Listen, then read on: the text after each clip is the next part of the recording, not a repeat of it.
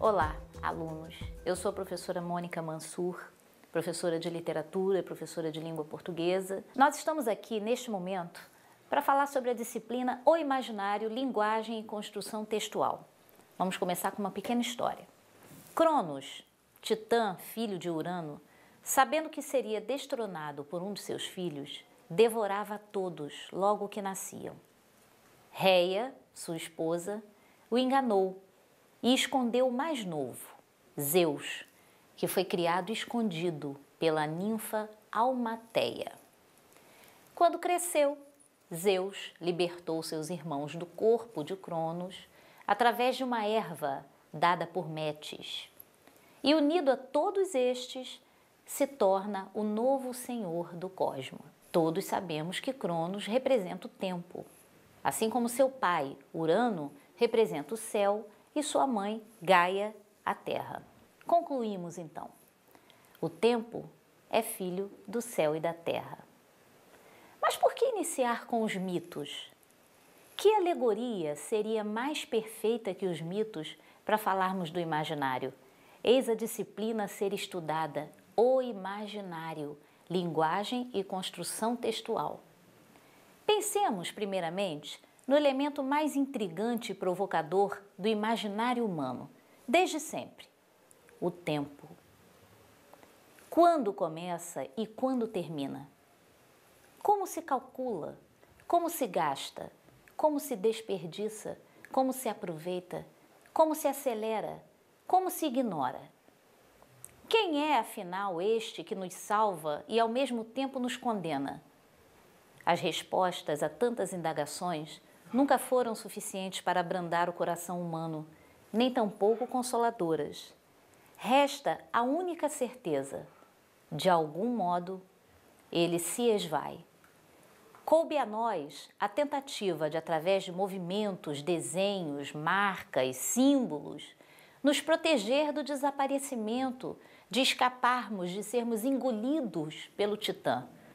Daí a necessidade de, finalmente, refletirmos de modo mais profundo sobre as razões que nos levam, desde os primórdios, a deixar rastros, registros do que somos, tatuagens na história.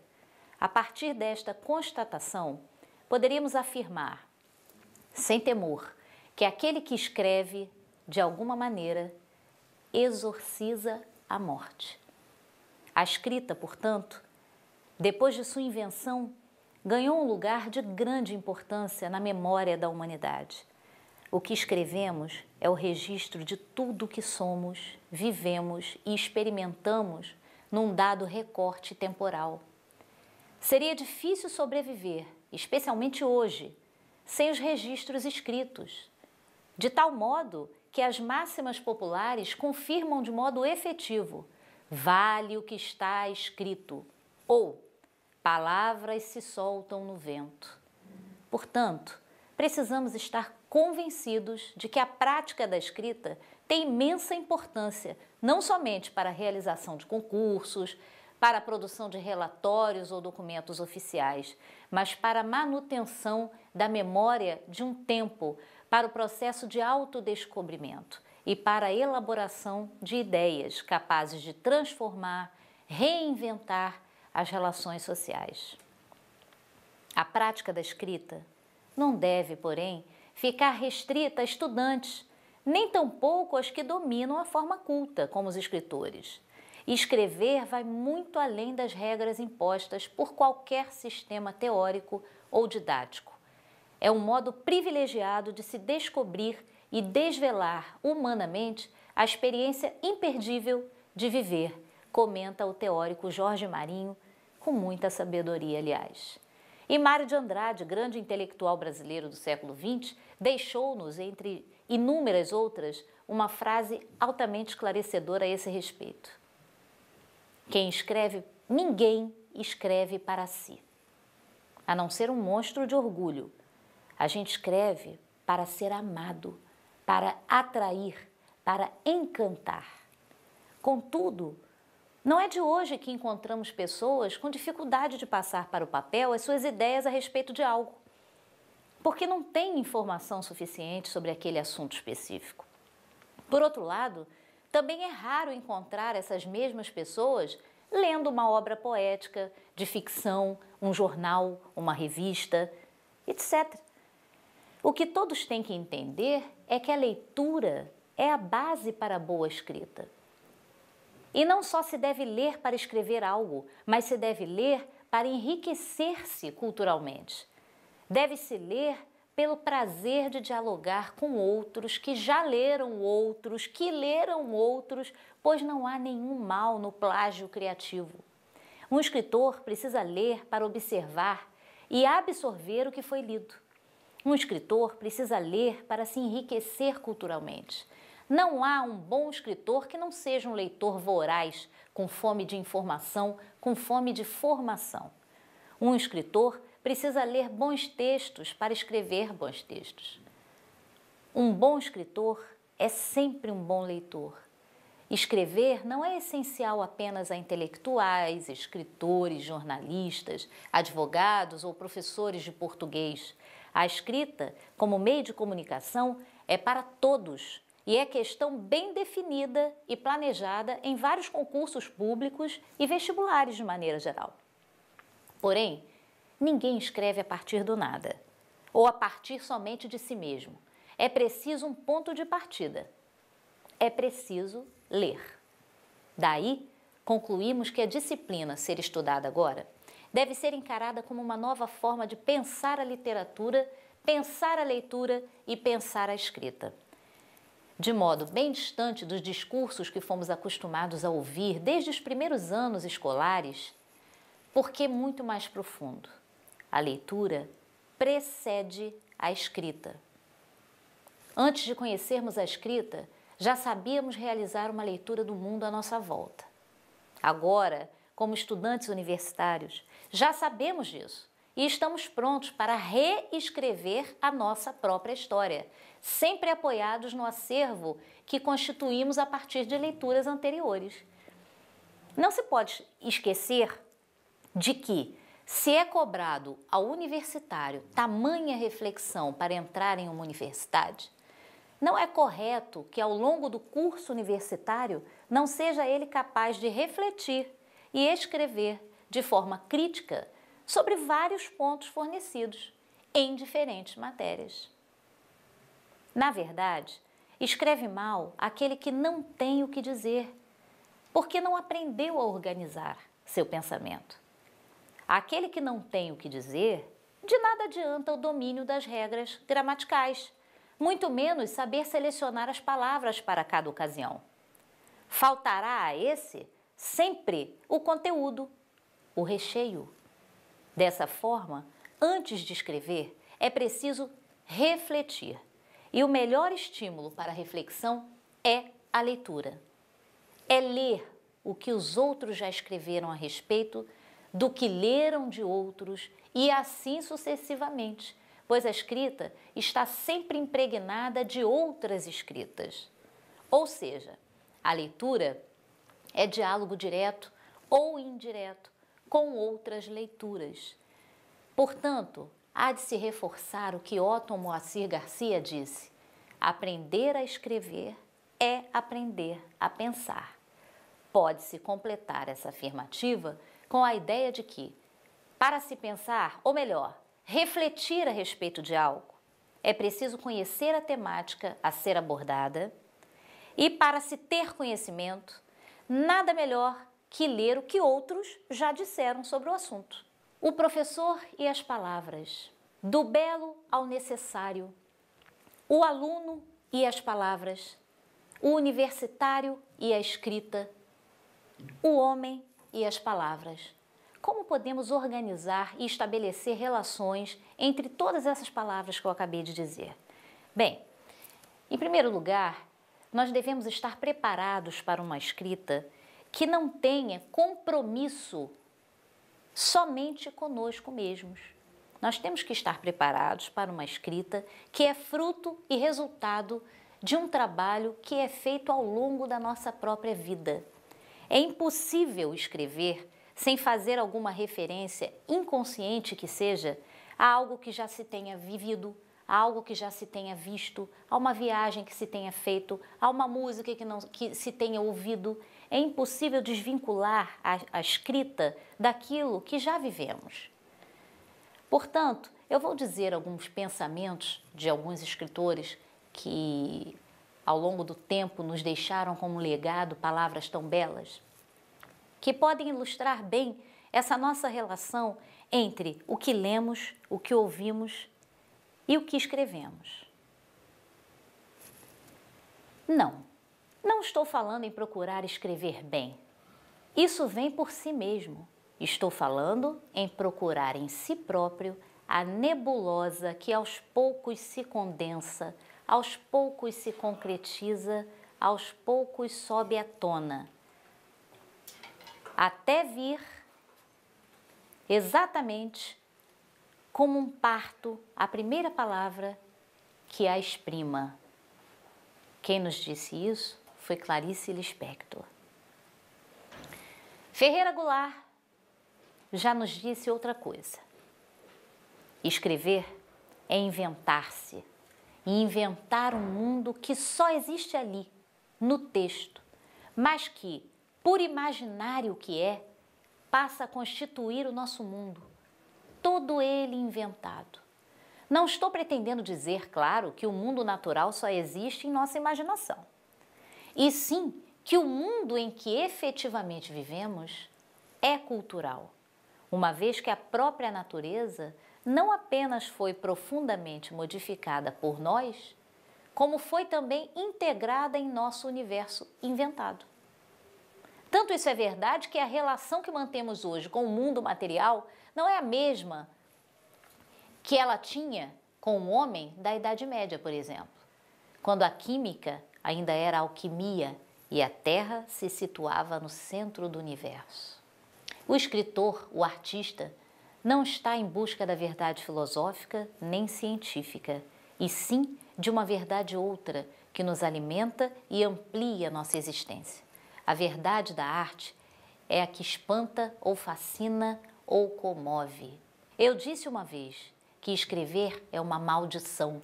Não me lembro por que exatamente eu disse, e com sinceridade. Hoje, repito, é uma maldição, mas uma maldição que salva.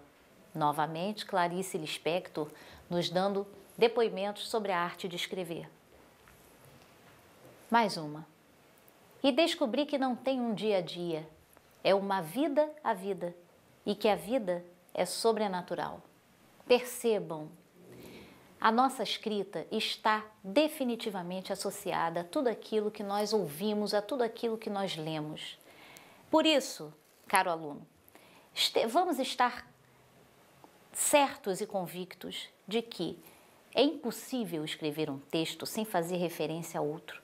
Não teremos medo, não podemos ter medo de escrever na medida em que percebemos que estamos fazendo referência a alguém. Isso não é falta de criatividade. O nome disso é estabelecimento de relações. E só se escreve bem desta maneira. Eu vou ler agora para vocês um outro fragmento de escritor que nos deixou como presente mais uma frase sobre o processo de escrita. Será preciso coragem para fazer o que eu vou fazer, dizer. E me arriscar à enorme surpresa que sentirei com a pobreza da coisa dita. Clarice Lispector. Escrevo-te em desordem, bem sei, mas é como vivo. Eu só trabalho com achados e perdidos. Novamente, Clarice Lispector. Você há de me perguntar por que tomo conta do mundo? É que nasci, incumbida. Clarice Lispector. Só porque viver não é relatável, viver não é vivível. Terei que criar a vida, e sem mentir. Criar sim, mentir não. Criar não é imaginação, é correr o grande risco de se ter a realidade. Novamente, Clarice Lispector. Então, nós temos inúmeras citações de Clarice Lispector, que é uma grande mestre na construção de textos. Nós temos nos exemplos que ela nos deixou uma grande verdade. Trabalhar a escrita é trabalhar o imaginário. E essa disciplina pretende trabalhar com o exercício do imaginário. Nós temos técnicas a cumprir, técnicas a desenvolver para adequar este imaginário ao processo de escrita efetivamente. Então, nós vamos conhecer agora pequenos passos que podem ajudá-lo no início desse processo de registro do que se tem a relatar. Para escrever bem, é preciso uma facilidade natural e uma dificuldade adquirida. Quem disse isso foi Joseph Joubert, ensaísta francês. Em primeiro lugar, nós temos que pensar sobre o que vamos escrever. Nós vamos escrever sobre o quê? O que eu penso sobre isso? E o que eu não penso sobre isso? O que outras pessoas já pensaram sobre isso? Após refletirmos sobre essas questões, a primeira coisa a fazer é anotar, num rascunho, os principais pontos a serem desenvolvidos a seguir. O que eu não penso sobre um assunto? Como anotar isto? Bem, eu posso não pensar nada sobre determinado assunto. E aí, a solução é tentar um outro tema. Ou tentar, se houver tempo para isso, estudar sobre o tema, adquirir conhecimento sobre o tema. Agora, a pior saída é tentar inventar de modo irresponsável.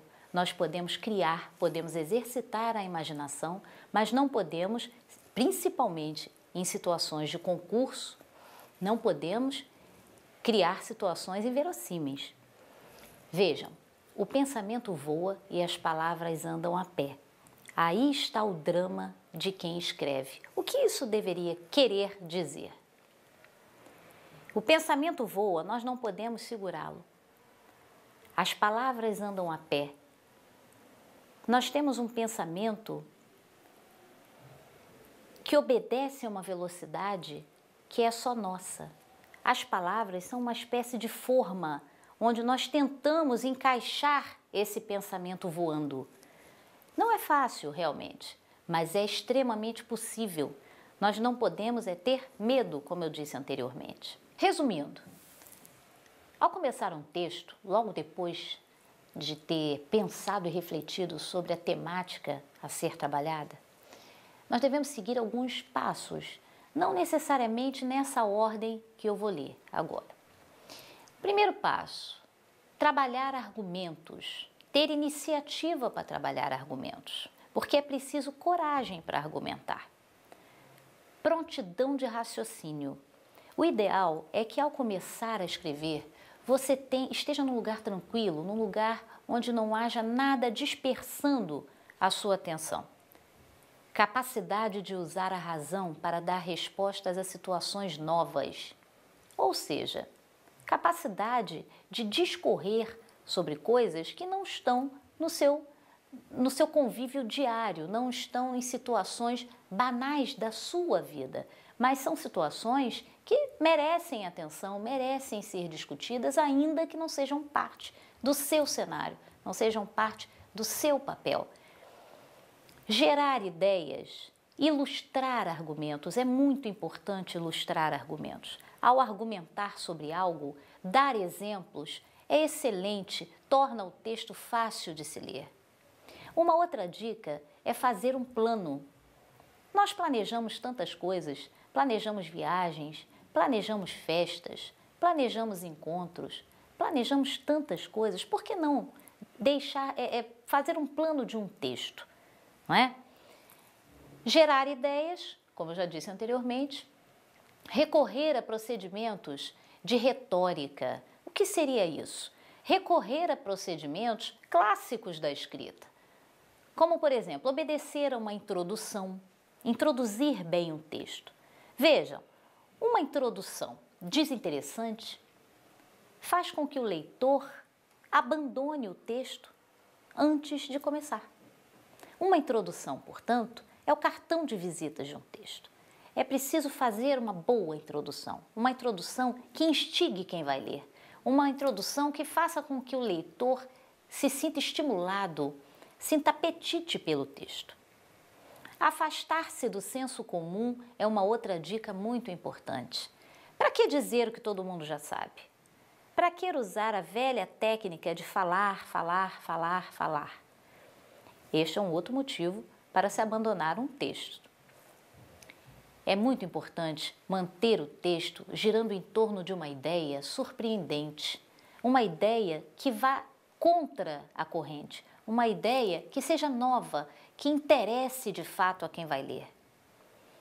Ilustrar argumentos significa dar imagem ao que se está dizendo, sem se esquecer de discutir a ideia central. Dar exemplos, muitos exemplos, podem não significar nada se não houver um trabalho eficiente de articulação desses exemplos. Vejam, exemplificar um texto com situações da vida pessoal é um risco muito grande. Eu aconselho a vocês a não fazerem isso. São raros os momentos em que são bem-vindos esse tipo de exemplo sobre vida pessoal de quem está escrevendo. Fazer um rascunho do seu plano, pensar novamente sobre os temas escolhidos, de modo que se chegue à conclusão de que esses temas foram atendidos, dispor os assuntos, fazer uma espécie de lista. No primeiro parágrafo, o assunto tal atende ao tema inicial. Segundo parágrafo, o assunto tal atende ao tema principal. Terceiro parágrafo, a mesma coisa. É muito importante desconfiar do que você está escrevendo. Nunca pense que o primeiro texto está pronto. Em geral, não está. É um engano. Muitas vezes nós temos muita vontade de que esteja, mas raramente está.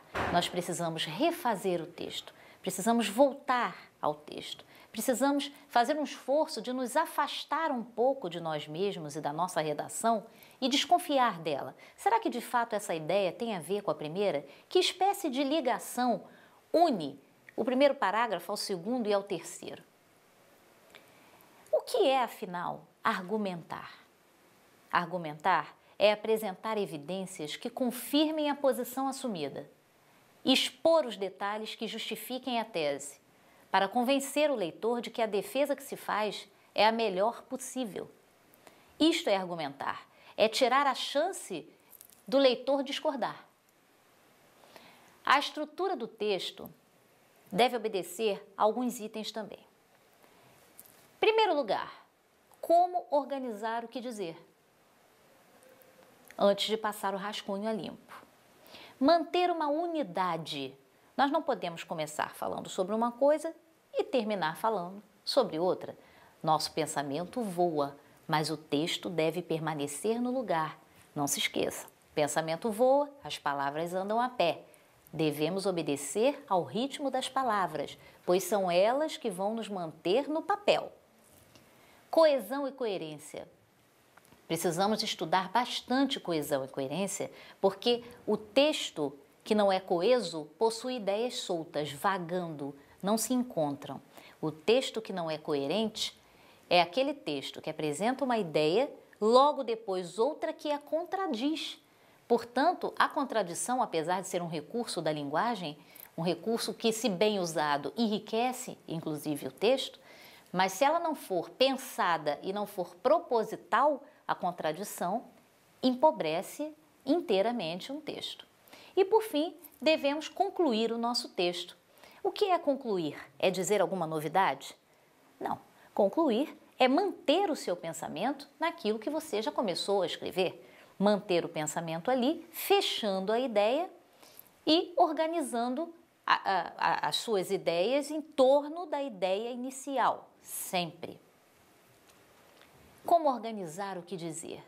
Como eu disse, fazer anotações soltas, independentes, fazer lista de palavras-chave, anotar o que vem à mente desordenadamente, sem compromisso. Depois é que vamos cortar, ordenar, listar, ver como elas se combinam, como ficariam melhor. Resumir ideias para depois partir para o detalhe, o exemplo, a ideia secundária. Criar um primeiro parágrafo para desbloquear e depois desenvolver as ideias ali expostas. Na verdade, nós temos dificuldade de começar um texto. Todos nós. Isso não é um privilégio de A, B ou C. Começar é difícil, mas nós temos que começar. Só não podemos imaginar que aquele começo já é o primeiro parágrafo. Está pronto, pronto, me livrei. Não é assim, não pode ser dessa maneira. Escrever a ideia central e as secundárias em frases isoladas para aí interligá-las. Depois de passar o rascunho a limpo, avalie se seu plano de voo original foi posto em prática. Confira se o texto flui ponto por ponto. Verifique se as informações se antecipam a possíveis indagações do leitor. Corte informações e trechos irrelevantes. Veja se trechos devem ser redistribuídos ou se vale a pena usá-los num outro ponto do texto. Há ponto de vista especial sobre a questão? Você induz o leitor a tomar uma posição? Quais os argumentos contrários aos seus? Você os ignora? Ou seja, não tem resposta para eles? Unidade. Seja para o texto com opinião ou para o narrativo, a falta de unidade na abordagem é sempre um defeito. Tenha sempre em mente a espinha dorsal do texto. Agora vamos falar sobre coesão e coerência. O texto se organiza em torno de um elemento de referência. A partir dele, todo o resto se posiciona. Uma ideia deve levar a outra, sem sobressaltos. Um parágrafo deve ter relação com o anterior e o próximo. Como eu disse anteriormente, os parágrafos não podem ficar boiando no espaço. Eles precisam manter uma relação entre si. Conclusão. A conclusão de um texto deve, de preferência, retomar o pretexto inicial da redação. Assim, fica claro que sua relação de argumentos está chegando ao fim. Além disso, esse formato atesta que aquele pretexto usado no início não foi em vão. Portanto, a conclusão deve ser absolutamente coerente com a introdução. Nós não podemos começar um texto em torno de uma questão e terminar em torno de outra. É claro que nós vamos ilustrar esse texto. Ao longo do texto, vamos apresentar vários argumentos, vamos apresentar vários exemplos, mas todos eles como se fossem um sistema solar, todos eles girando em torno do mesmo tema. Nós temos uma tendência a achar que o que dissemos é claro. Todos compreenderam o que nós dissemos. Mas não é bem assim. Infelizmente, se fosse assim, não haveria tantos equívocos nas relações humanas. Na verdade, muito do que nós dizemos não fica tão claro assim. É preciso redizer, é preciso repensar e refletir sobre o que foi dito. Se nós tivéssemos certeza realmente de termos sido compreendidos logo na primeira fala, de fato a humanidade viveria de modo pacífico sempre. Quem sabe um dia essa seja a nossa situação. Mas o importante é desconfiarmos sempre do que nós estamos escrevendo. Como eu disse também, volte ao texto, leia novamente e veja se de fato a informação que se desejava dar foi dada. Preparação. Vamos nos preparar. Escrever se aprende lendo e se aprende escrevendo também. Fazer só uma dessas operações não leva necessariamente a fazer melhor a outra. Quem lê muito sem escrever ou escreve sem ler será uma pessoa limitada para escrever. Nós estamos falando aqui de algumas regras a serem cumpridas ao longo do nosso trabalho de escrita. Essas regras parecem muito difíceis de serem cumpridas, mas não são, não. É impressão. O treino da escrita nos deixa espertos. É como se fosse um exercício físico. Paramos de escrever, temos mais dificuldade de escrever lá na frente. Então, fica o meu conselho, a minha sugestão, para que você escreva. Não só quando te pedirem uma redação, mas escreva sempre que puder um pensamento, algo que desejaria dizer, mas talvez não seja o momento ideal. Escreva. Escrever é um exercício sempre muito útil e muitas vezes nos poupa de situações embaraçosas. Vamos escrever mais, andar sempre com um bloquinho dentro da bolsa e anotar uma ideia ou outra, um comentário ou outro. Só temos a nos enriquecer com isso. No mais, ficam alguns cuidados especiais que devem ser tomados. E eu faço questão de dizer que esses cuidados especiais parecem a perfumaria da escrita, mas na verdade eles são os grandes perfumes que estão ali a serem utilizados e não podemos deixá-los de lado. O primeiro cuidado especial é em relação ao uso de citações. Fazer uma citação coerente dentro do assunto é válida, mas é sempre terrível usar citações para ficar tangenciando o tema em vez de abordá-lo de fato. Citação é uma das formas de se ilustrar um argumento, uma ideia,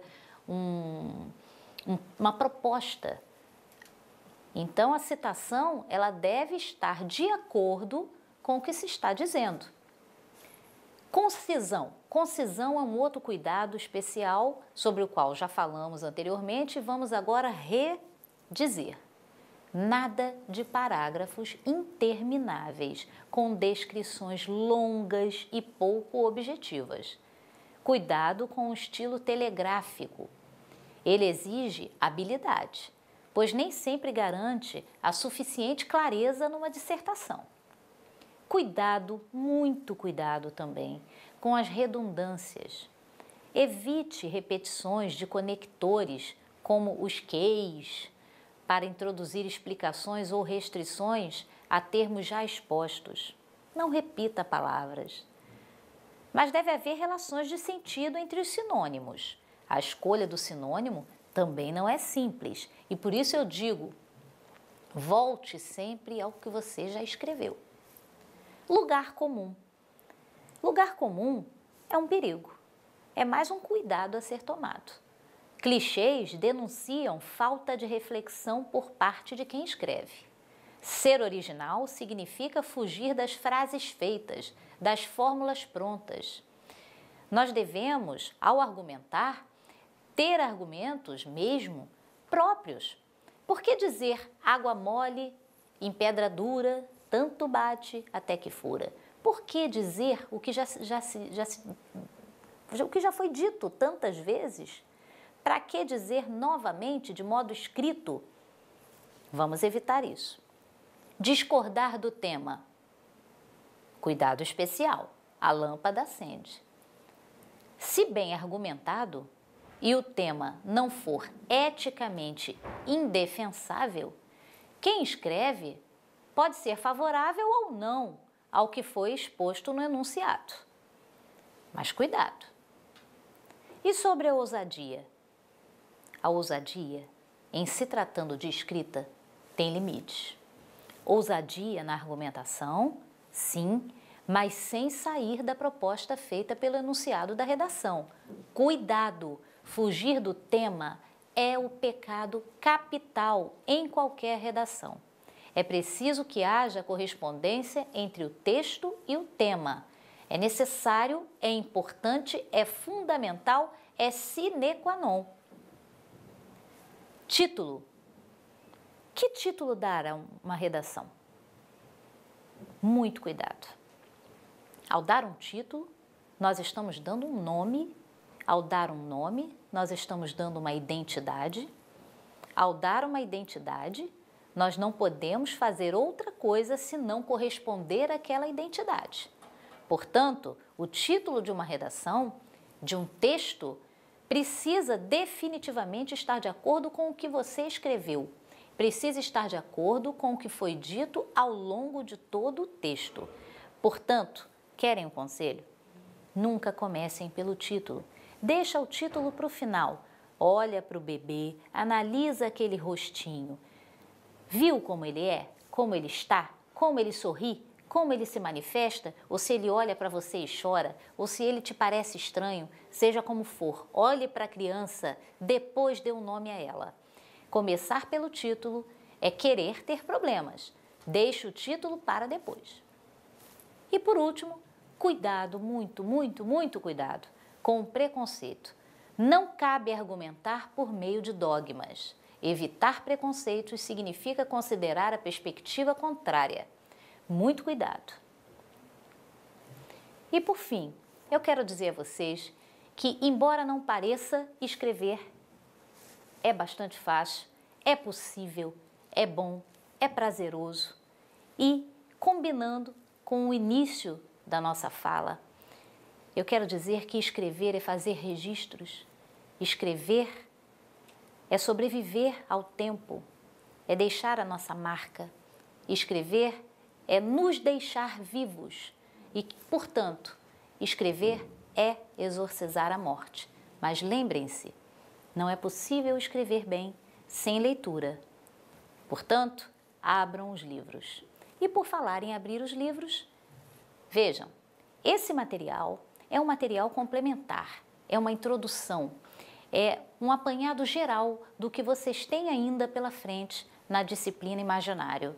Daqui para frente é preciso que vocês, de fato, leiam o material impresso. De fato, façam a interação com o tutor da disciplina. De fato, busquem o auxílio do plantonista da disciplina para que todo esse trabalho seja feito com muitas mãos envolvidas, para que a troca, o intercâmbio de ideias aconteça. Na verdade, o que aconteceu agora, esse nosso encontro audiovisual, é um encontro complementar. É preciso retomar agora a leitura do material impresso, estudar, reestudar, reler, enfim, entregar-se a esse mundo maravilhoso da leitura que vai alimentar o imaginário de todos nós. Um bom trabalho, um excelente processo de aprendizado e vamos escrever a nossa história, vamos sobreviver ao tempo. Muito obrigada.